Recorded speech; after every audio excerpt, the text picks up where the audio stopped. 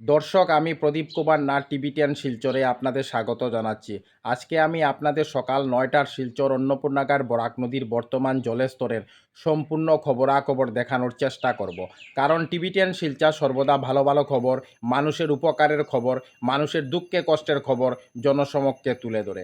কোনো চ্যানেল এই খবরাখবর করে নাই, তাই টিভিটিয়ান শিলচর ভাবলো এই খবরটি খুবই গুরুত্বপূর্ণ এবং মানুষের উপকারের খবর, তাই আমি খবরাখবর করতে বাধ্য হয়েছি। যারা নতুন দর্শক প্রথমবার আমার ভিডিও দেখছেন, আমি তাদেরকে অনুরোধ করছি আপনারা টিভিটিয়ান শিলচরকে সাবস্ক্রাইব করুন। যদি আপনারা টিভিটিয়ান শিলচরকে সাবস্ক্রাইব করেন, তাহলে যখনই আমি নতুন ভিডিও আপলোড করব, আপনারা সঙ্গে সঙ্গে আমার সেই ভিডিও দেখতে পাবেন। দর্শক, আজ সকাল ৯টার সময় শিলচর অন্নপূর্ণাগার বরাক নদীর জলের স্তর হচ্ছে ১৭ মিটার ৭৭ সেন্টিমিটার। বেশ কয়েক ঘন্টা ধরে শিলচর অন্নপূর্ণাগার বরাক নদীর জল স্থিতাবস্থায় রয়েছে। আমি গতকাল ৩০ জুলাই বৃহস্পতিবার সকাল ৮টার সময় খবরাখবর করেছিলাম।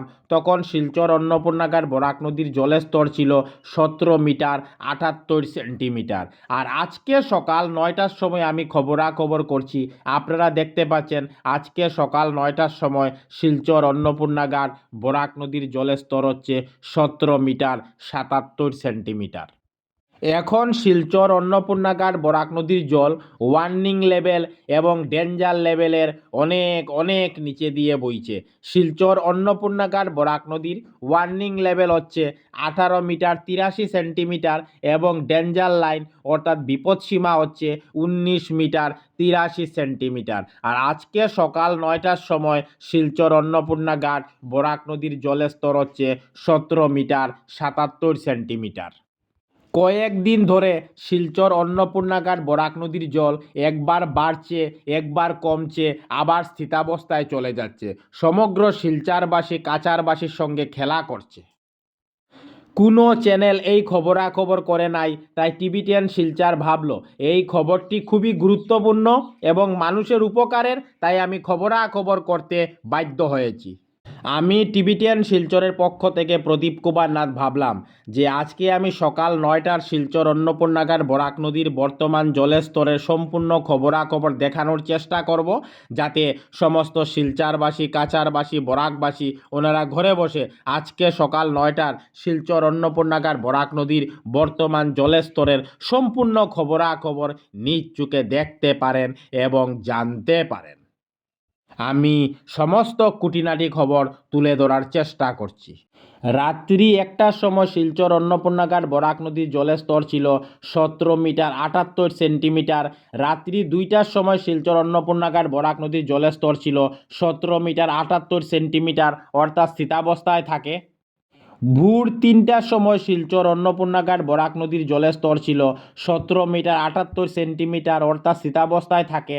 সকাল ৪টার সময় শিলচর অন্নপূর্ণাগার বরাক নদীর জল ১ সেন্টিমিটার কমে ১৭ মিটার ৭৮ সেন্টিমিটারে পৌঁছয়। সকাল ৫টার সময় শিলচর অন্নপূর্ণাগার বরাক নদীর জলের স্তর ছিল ১৭ মিটার ৭৮ সেন্টিমিটার, অর্থাৎ স্থিতাবস্থায় থাকে। সকাল ৬টার সময় শিলচর অন্নপূর্ণাগার বরাক নদীর জলের স্তর ছিল ১৭ মিটার ৭৮ সেন্টিমিটার, স্থিতাবস্থায় থাকে। সকাল ৭টার সময় শিলচর অন্নপূর্ণাগার বরাক নদীর জলের স্তর ছিল ১৭ মিটার ৭৮ সেন্টিমিটার, স্থিতাবস্থায় থাকে।